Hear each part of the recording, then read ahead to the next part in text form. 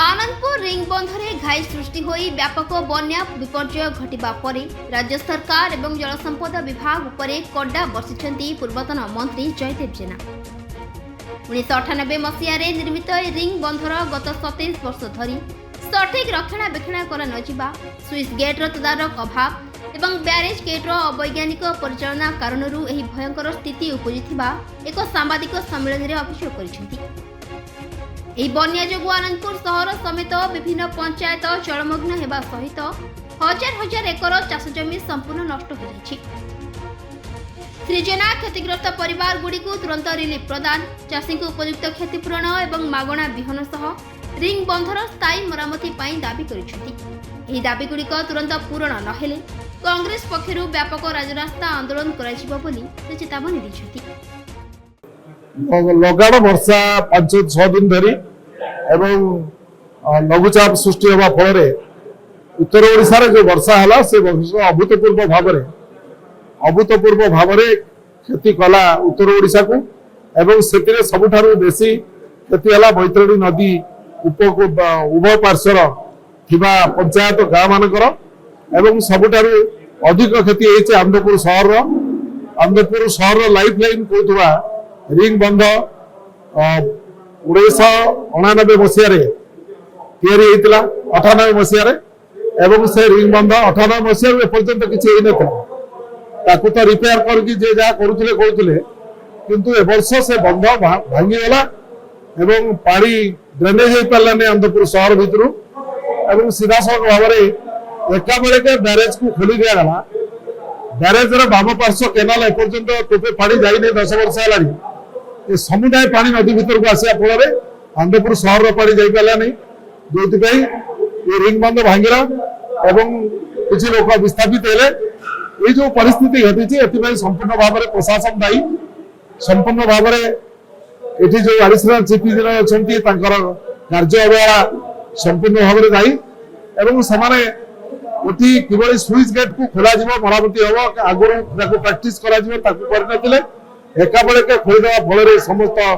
Gate को आज ये अभूतपूर्व परिस्थिति देखाई या फल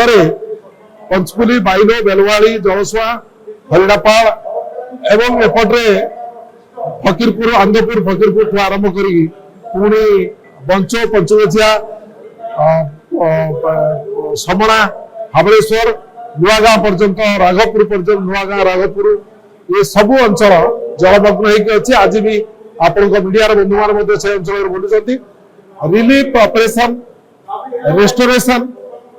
रेस्क्यू रेस्टोरेशन ये तीनोटी कार्य देखा कथा। रेस्क्यू ऑपरेशन तो ठीक भाव में लोक निजे निजे आसिक स्कूल फुल रही जाती एवं रिलीफ ऑपरेशन को वर्तमान से रंधा खाद्य दे पारना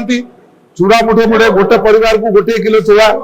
एवं से चूड़ा मुठे मुठे दौरान लोक ग्रहण करना दलीय भित्ति तालिका करके दलीय सत्ताधारी दलर दलीय कर्मी मैंने बांटुंट पॉलिथिन खंडे खंडे ताकू लॉ एंड ऑर्डर सिचुएशन देखा किसी अंचल तेणु मुझे आशा करी रेस्क्यू रिलीफ एवं रेस्टोरेशन ये तीनोटी कार्य निरपेक्ष भाव में करा जाऊ दलीय भित्ति कारण ये एक प्राकृतिक विपर्य ये विपर्य को एड़ाई ये रिंग बंध को आनंदपुर बीएनआई स्कूल पाखर हाबलेश्वर पंचायत नुआगाँ पर्यंत ये बंध को करा समणा एवं राघवपुर एवं से पंचुगछिया ये सब जगार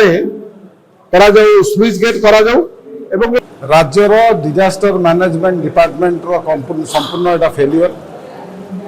राज्य वर्षा बन्या नियंत्रण पाई ये डिपार्टमेंट थाए जे कि आगुआ 15 दिन आगुरी 10 दिन आगुरी आपण मैंने समस्त जानते आकलन करके दियंती कौ जगार केते वर्षा हबार अच्छी कौ परिमाण में वर्षा हबार अच्छी नदी में केते पानी आसबार अच्छी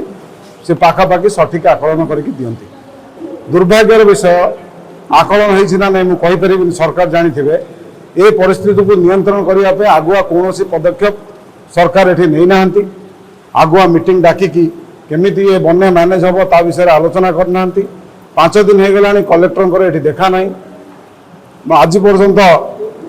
आमर एमपी विधायक अल्प बहुत केते जगह जाइछन्ति मु देखुथिल सोशल मीडिया रे किंतु एमपी आउ जो अन्य वरिष्ठ नेता मान रहिले मुख्यमंत्री को जिला एटा कार एठी देखा नहीं। द्वितीय विषय है जदि आम पाखे संपूर्ण पैसा अच्छी लोक मान असुविधा साहाय्य सहयोग करने